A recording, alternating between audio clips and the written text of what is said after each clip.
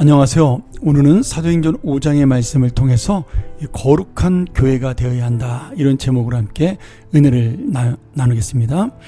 사도행전 4장에 보면 베드로와 요한의 복음을 듣고 그런 많은 사람들이 예수 그리스도를 믿기로 작정하고 서로 하나로 모여서 공동체를 이루게 됩니다. 그래서 자기의 재물을 다 바치고 함께 쓰는 그런 영적 공동체로 성장하게 되죠. 이런 놀라운 역사와 은혜가 이 복음이라는 것으로 하나가 되어 일어나게 된 것입니다. 그때 바나바 같은, 나중에 바울의 동역자가 되는 바나바 같은 존경받는 사람이 자기의 재산을 팔아서 교회에 바침으로 가난한 성도들을 구제하는 데 사용하도록 그렇게 했습니다.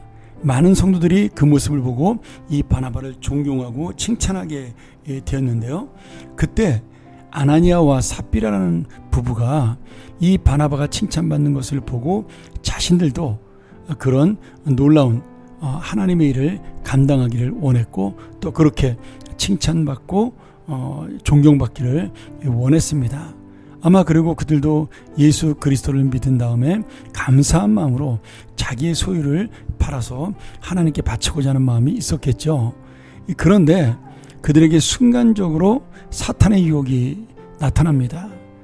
그러면서 그들이 갖고 있던 그 재산의 전부가 아닌 절반만 바치면서 하나님에게 거짓말을 하죠. 내가 전부를 하나님께 드리겠다라고. 그런데 하나님은 그 중심을 아시지 않습니까? 그래서 사도들이 물어봤을 때, 네가 정말 이것이 전 재산이냐라고 물어봤을 때 그들이 거짓말로 우리의 전 재산이라고 대답하는 모습을 보고 성령께서 그들을 심판함으로 그들이 죽음을 맞이하게 됩니다. 거짓말 한 번 했다고 이렇게 사람이 죽는가, 우리가 이렇게 생각할 수 있는데 그런 의미가 아니라, 그때 거룩한 교회, 다시 말하면 초대교회가 세워지는 첫 번째 상황 속에서 하나님의 거룩함과 이들이 하나님의 그 놀라운 은혜를 드러내지 못한 잘못을 했기 때문입니다.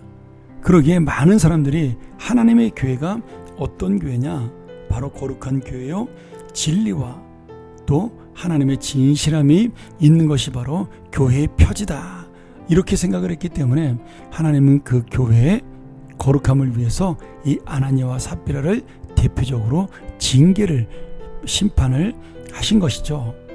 그래서 그들이 죽은 것이 억울한 것이 아니라, 여기에 핵심은 하나님의 교회가 그만큼 거룩해야 된다, 이 말씀을 우리에게 전해주고 있는 것입니다.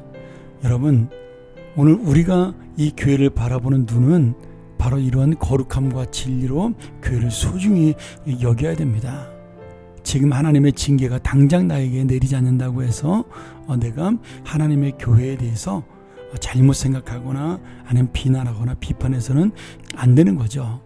오늘 이런 하나님의 거룩한 교회를 세우고자 아나니아와 삽비라까지 심판했던 그런 하나님의 중심과 마음을 우리가 이해하시면서 이 거룩한 교회, 바로 내가 그 거룩한 교회를 세우는 자요, 내가 바로 오늘 하루를 살아가는 거룩한 교회의 한 사람, 그리고 거룩한 살아있는 교회라는 사실을 놓치지 않고 오늘 진실함으로 살아가는 하나님의 사람들이 되기를 주의 이름으로 간절히 축원합니다.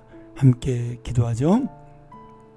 하나님 아버지, 오늘 이 아나니아와 삽비라의 사건을 보면서 단순히 죽음을 무서워하는 것이 아니라 얼마나 하나님의 교회가 거룩해야 되는가를 우리가 생각할 수 있도록 도와주시고, 내가 바로 그 거룩한 교회의 한 사람이요, 걸어다니는 그 진리의 교회임을 깨닫고 하나님의 뜻을 이루는 그러한 진실한 믿음의 사람 되게 하여 주시옵소서. 예수님의 이름으로 간절히 기도합나이다.